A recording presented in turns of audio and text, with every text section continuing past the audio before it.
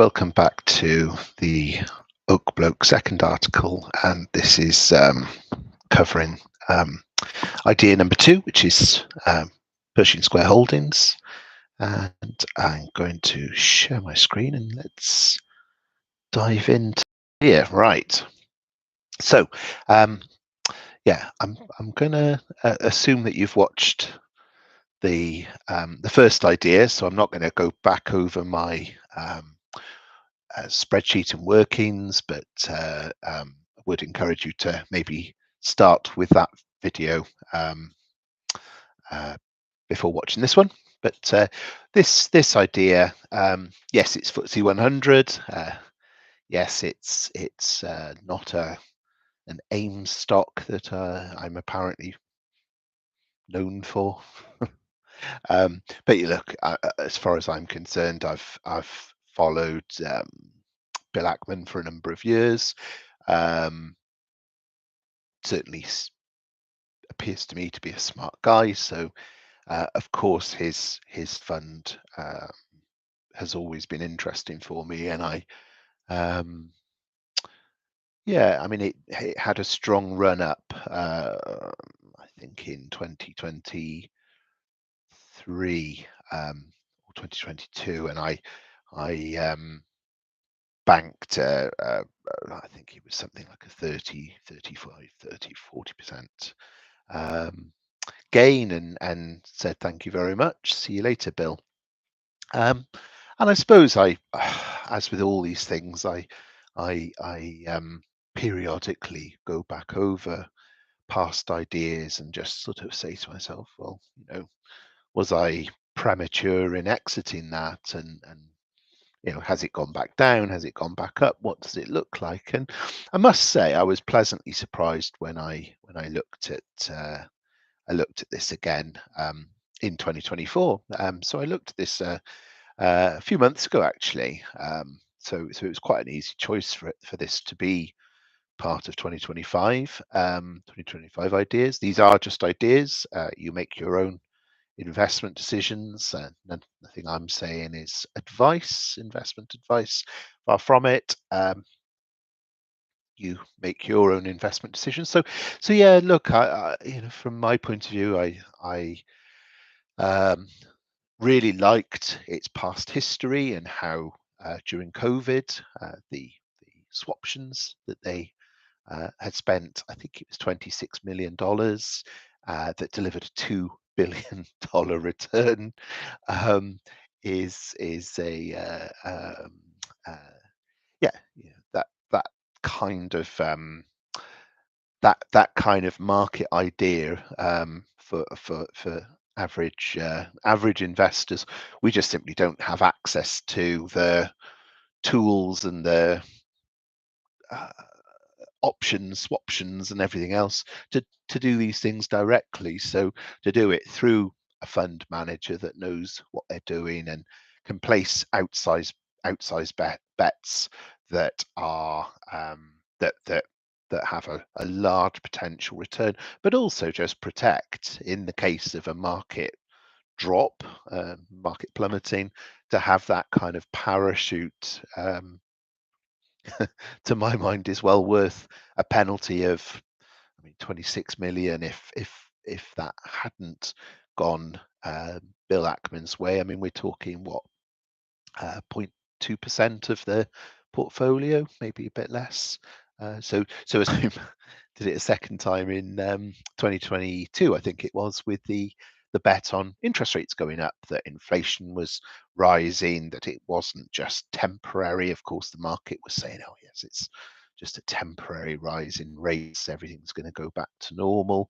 We're all so used to zero interest rates, and ZIRP, as the acronym goes, zero interest.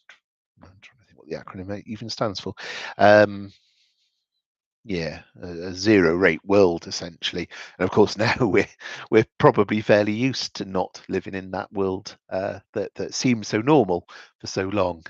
So yeah, it's interesting. And of course, the big threat going into 2025, and I allude to it here, If we go back through history and look at history, look at one of the biggest crashes ever, the 1929 crash.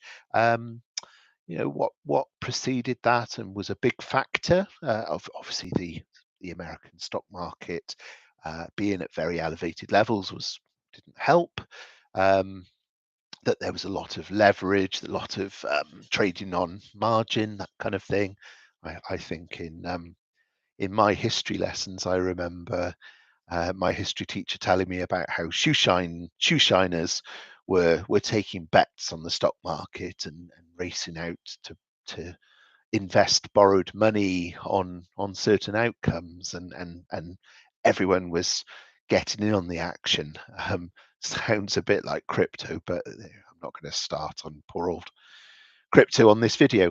So yeah, look, I'd like to think that there's just a lot of hot air and a lot of nonsense about the threat of tariffs, and that whilst it's being talked out, that the reality that trade is good for America, um, that when it comes down to it, that the threat of tariffs creates its own desired effect more than the actual implementation of said tariffs. So, but look, if it doesn't work out that way and tariffs go shooting up, and then there's retaliatory tariffs, and it all goes horribly wrong, because it would if the world introduces large amounts of tariffs, that's going to have a really strong negative effect on world trade.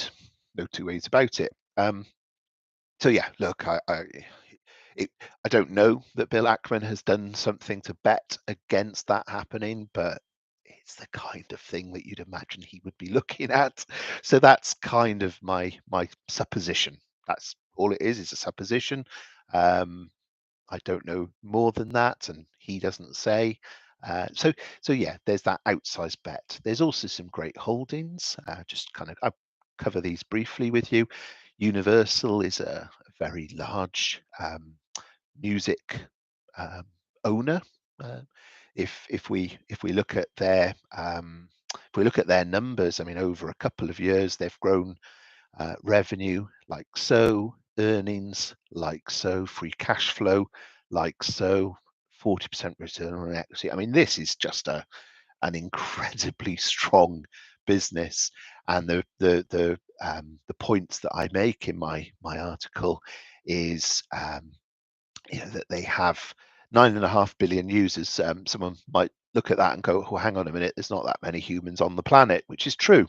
Obviously, the users are people with more than one service. So perhaps people that use Facebook and use Spotify or whatever.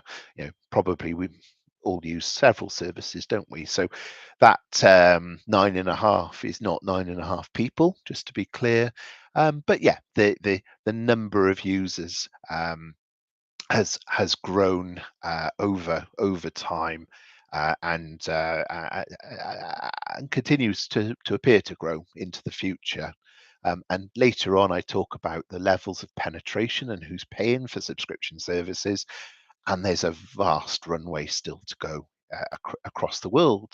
There's a couple of truisms, and I really like, again, hopefully in this article, I draw out for you the idea that super fans and super fandom is a huge runway for Universal. That it was brought home to me recently where ticket touts, an Oasis, and the ticket sold out in, I don't know, 30 seconds or something, and then straight away there was tickets that were 10 times the face value for sale on, and everyone was moaning about ticket touts. Well, what that tells me, and hopefully tells you, is that, well, there are super fans out there that are willing to pay silly money for music and stuff to do with music. I mean, Oasis being the little case in point.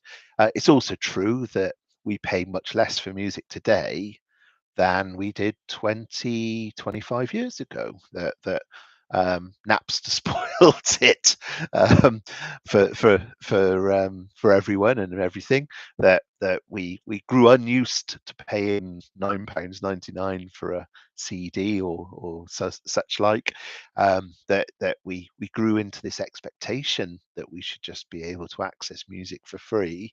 And of course, it's gone full circle now, where it is once again being monetized. But I suppose the point here is that over time, as the world grows wealthier, because we are a lot wealthier than 1999. I mean, other articles that I've written show that, for example, productivity is 25% in the UK, 50% in the US. So GDP will correspondingly be higher. That we don't tend to spend less on these things, we tend to spend proportionately more on hobbies and pursuits and interests. So yeah, this could be another form of runway. The super fans are another form of runway and growth. That right now, that's only a small segment of Universal's income. That's subscriptions and adverts and licensing, publishing, majority 80%. Whereas this could be a lot larger, I think is the point. And actually that they've got people on board that are working with artists. So it's not just Universal dreaming up these things, that they're working with the industry collaboratively to look at ways to monetize music. But this particularly struck me, where the levels of penetration in some countries are just a lot higher than emerging economies, the developing world. And you can imagine a future where more than 1% of the Indian population or the Indonesian population would want to access old music. Music from the West. A lot of other Western things uh, um, become popular in those countries. So we could see and I don't have the statistics, but I would suspect that if we went back some years, this 13% and this 13% was a lot lower 10, 20 years. So we're seeing the growth and the runway here with China. If we see that mirroring across these territories, then that's 1.5 billion people in these countries, and of course another 1.6 billion across these two countries. So yeah, huge runway. Um, the second holding is Google Alphabet, and I suppose the popular notion there would be that it's an unprofitable, tech business that's growing and horrifically overvalued, and I would probably have thought that. So when I actually looked at the price earnings and looked at the valuation, I couldn't quite believe that it was less than 20 times. I mean, I was genuinely surprised. But a lot of that is that the earnings are catching up to the price. I mean, the share price has increased, um, but the earnings are increasing rapidly. And part of that is its success in cloud, its success in data centers, its success with leading companies. I mean, this is a great track record here that of the top 10, that they've got 8 or 9. And I presume that these are US, top US technology, retail, etc. Yeah, in fact, they talk about it here. It's based on the Fortune 500. But also very rapidly growing in AI. Now, the AI Gemini is its name. That was largely written off, and it was thought to be. And I think there was some history where there was maybe a little bit of shenanigans with a demo that wasn't a true demo. I think there was some shenanigans where Google didn't do itself any favors, perhaps, is my understanding of what happened. So the Google share price crashed, and Bill Ackman pounced. He'd been looking at Google for a while. It was on a watch list. The share price dropped on the back of news around AI. And he looked at the rest of the sum of the parts of the business and said, well, even if the AI is complete garbage, then this is a bargain. And he bought it, and it wasn't garbage actually. Um, some of the stuff I've been reading about Gemini is that it's a real strong contender, and these growth metrics don't suggest to me that this is not a strong contender, I guess. Right, yeah. So look, lots and lots of there's a lot of buybacks going on within Google, so that when you're buying back your stock at 20 times earnings, that I'm happy enough with that. I think that's a reasonable thing to be doing. There is this, so I do sort of talk about the possibility of a legal outcome around search and how that could constrain, obviously, search being a large part of Google's profitability. That there is an antitrust case ongoing. The view from Pershing Square is that that there are potential remedies, that there are that even in a scenario where Google loses the appeal against this antitrust, it's well positioned to navigate a range of likely potential remedy outcomes. Now, I haven't looked deeper into what those are and whether those are sound. I'm taking that at face value, rightly or wrongly, but that was perhaps another factor behind this one. Hilton, I think what struck me particularly was the number of properties they have. Obviously, large hotelier, multiple brands, 1.1 million rooms, which just boggles my mind a little bit. But when I saw the number of hotels that are in construction in the pipeline, for me that was a really telling number. The fact that their uh, sales increasing 3.5%, this is a huge beneficiary of travel and I suppose the ongoing post-COVID desire to travel and see the world. And yes, there are ideas like some UK travel options uh, in available as well. But for me, this is a very, very strong brand. It's of course just a go-to destination. I know a number of people who have got a Hilton card, and they swear by, they will only stay at Hilton's and Hilton branded hotels because they've got their loyalty card, because they get their loyalty points. So, when your unit growth is there, your earnings per share 17%, very strong. Revenue per available room guidance increasing, long-term growth increasing, moving into new brands, the small luxury hotels of the world, SLH. Again, it's um, another string to their bow. So for me, yeah, I kind of liked, I liked what I saw about Hilton restaurant brands, and now I'm not familiar with Tim Hortons. It's I think predominantly Canadian, but yeah, when we look at the look at the numbers, Tim Hortons, bizarrely, I thought, is much bigger than Burger King, much bigger than even Popeyes that I have heard of. So we can see down here the Tim Hortons, and I think it's because it's directly managed and owned rather than franchised. So these are franchise fees, royalties, whereas supply chain sales, this appears to be the reason for its predominance. If you take that out, then Tim Hortons is no bigger than Burger King. Makes me feel a bit better about what I thought of the world. But yeah, look, again, growing strongly, good, sales up 2%, and that's despite obviously the trouble in the Middle East, and importantly, I suppose, for Burger King, that it's outpacing its main rival. I think that was noticeable for me. And again, it's quite a defensive.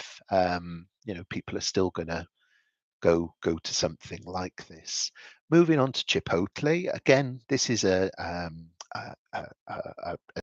sort of quite a cheap cost Mexican food, very strong brand in America. When I've been to America, I've seen this brand quite predominantly. They are moving towards internationalizing. So you can see here, same store sales growing 11%, 55% growth since 2019. The CFO appears on Bloomberg from time to time saying about how they've introduced like £1 million per employee per store and metrics like this to optimize what they're doing, introducing AI into the rostering and scheduling. So lots and lots of, I think there's some smart people running it, and again, showing some strong results. The internationalization, I think, is the long runway. Moving on to Howard Hughes, again, this is showing strong results, growth in profits, again, just appears to be a strong business, not one that I'm very familiar with. But this kind of gives you it at a glance. So growing about 9%, return on equity 18%, got a large land bank, and you'd imagine at the moment with strong growth, strong a strong US economy, that these guys are going to be doing pretty well around real estate development. It's noticeable in the sense that Bill Ackman has talked about taking this private, has talked about actually sort of taking it out of the stock market because he feels it's so undervalued. I don't really have a strong view on whether that would be a good, or what that would mean. Obviously, everything else pretty much, apart from Fannie Mae, Freddie Mac, are publicly listed, of course, apart from the swaptions. So does that fill me with joy, the thought of it being taken private? Not particularly, but if he thinks it's a good idea, I mean, who am I to say? But my view on it would be that he must know that that's a good thing to do. So but yeah, we can see there, the net operating income growth of 447% over 13 years. And obviously here we're not seeing vast growth in income growth, but it's consistent, apart from, I suppose, the year of COVID back here, but I think we can forgive them for that. Okay, so moving on. Kansas, Kansas City, as I call it, Canadian Pacific Kansas City. That's again, I think, a great play on nearshoring. As much as Trump talks about tariffs and punishing tariffs on Canada and Mexico, I just think the reality is that would just be madness. With I can see tariffs on China being a far more likely proposition, whereas with your with your same continent allies, and particularly the level of integration between the Canadian and US economies, I think there would be a lot of Republican. Now, I haven't done the analysis of how many red states there are bordering Canada, but obviously the Midwest are probably all Republican. I would say possibly apart from New England and the Canadian border, that side of the country, everywhere west of Ohio maybe is just going to be red, and that's the majority of that land border. So there'll be a lot of people saying, no, you can't do that to Canada. That's just me, in my opinion, that's, but the same in the south, that Texas, New Mexico, the interdependence and the outsourced manufacturing is colossal, absolutely colossal. So to try and navigate, I mean, it would be like a sort of the equivalent of Brexit to chuck a load of tariffs against Mexico and Canada. I think the threat is one thing, the reality is another. So this is a play on the continuance of trade with Canada, trade with Mexico, and these guys have got the only direct route linking the three together. Now that is worth something. It's actually a couple of businesses that have linked together, and so they're working through cost. Again, that's a tailwind for this business. You can see here 280 point to 2.8% year-on-year improvement in the adjusted operating ratio. So income that is driving that double-digit earnings growth, or at least that's what they're again expecting. Brookfields was the next one. This is it was called the biggest company you'd never heard of.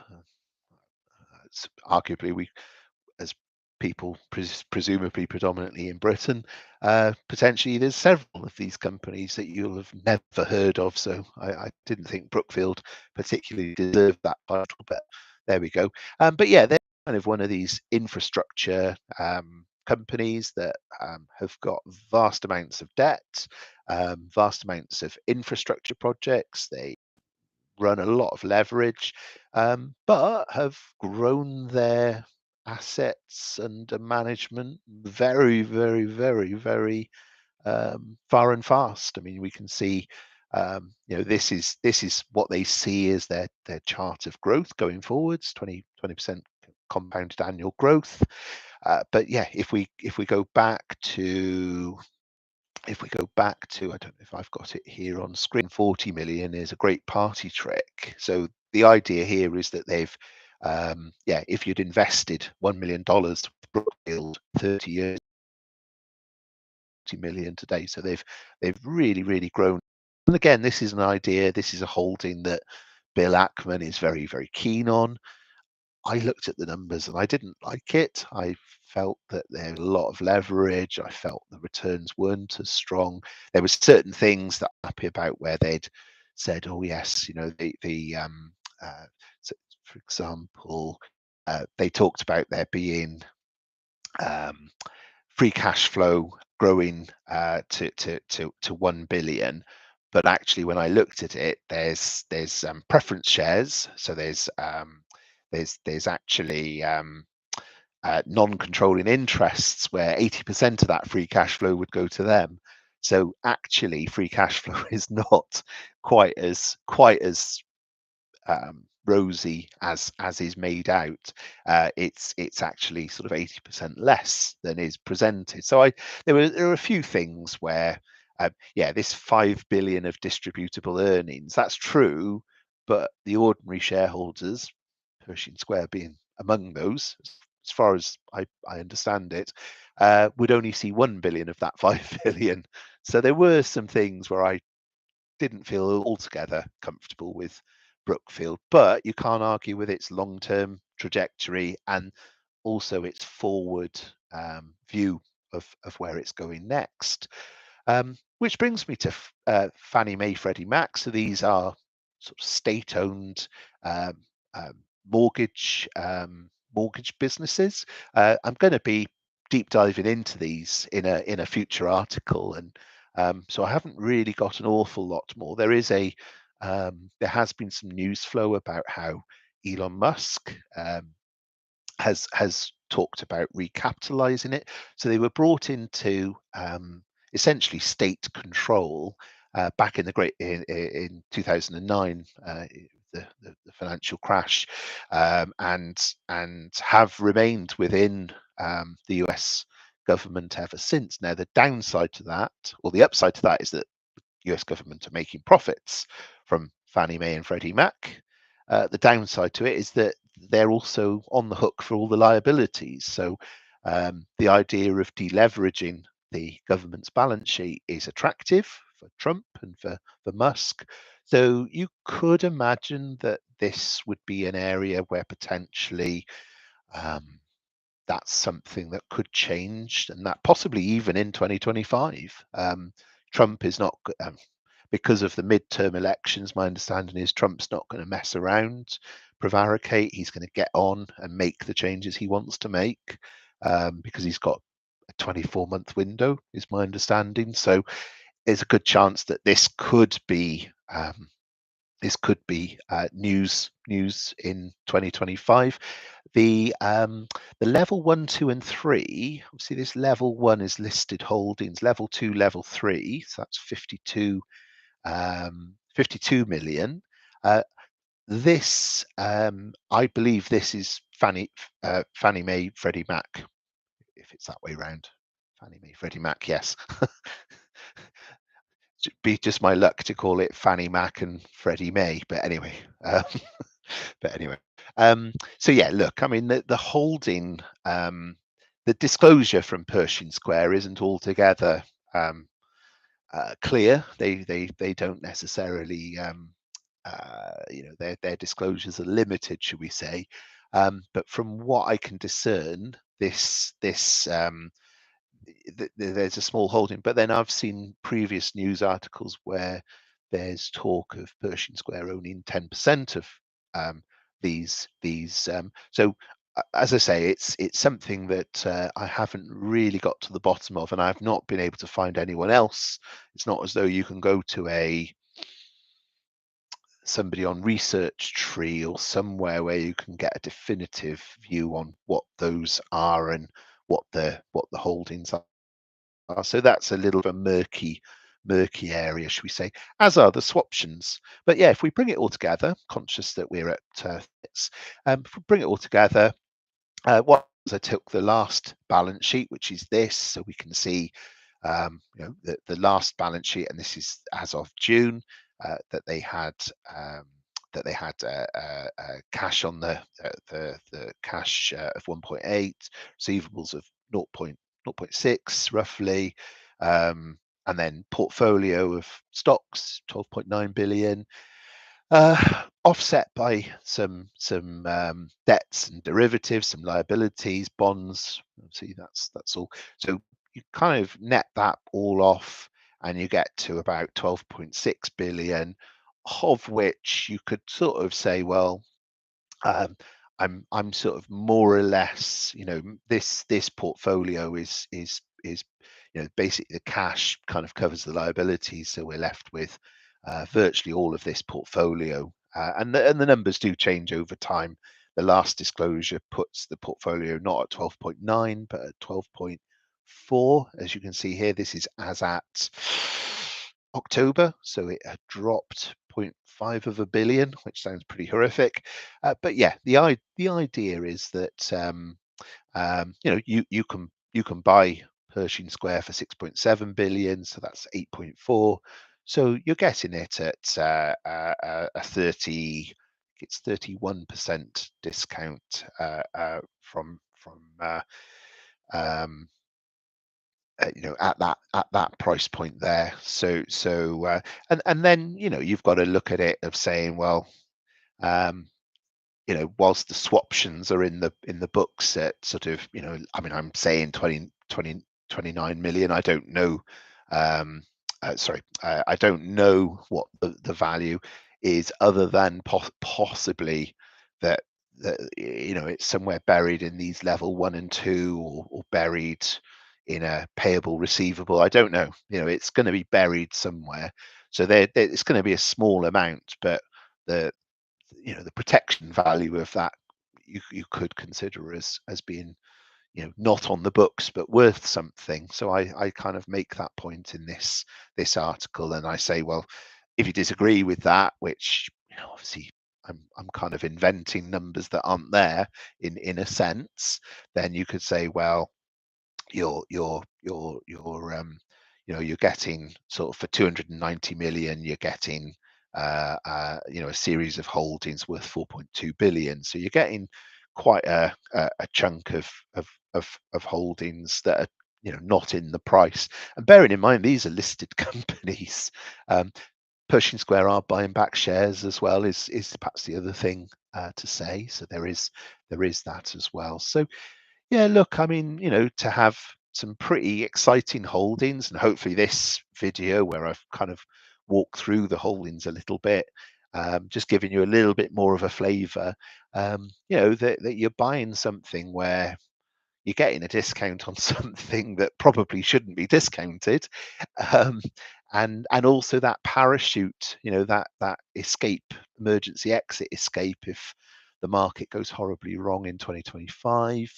But also that, if Universal or one of the holdings is heading in a southerly direction, that the Pershing Square team are sort of not passive in this regard, that they are sort of selling up, and they do sell off holdings, they buy new holdings. You don't get to hear about it ahead of time, you'll hear about it after the event at a quarterly update. But again, it's that's kind of part of perhaps what you're paying for with this. So look, I hope that's been a useful deep dive into Pershing Square. As I say, I think there are a few other stones to turn over and to examine. Fannie Mae, Freddie Mac being one of them. Thank you very much for watching this idea number 2 of the Oak Bloat 25 for 25. Cheerio.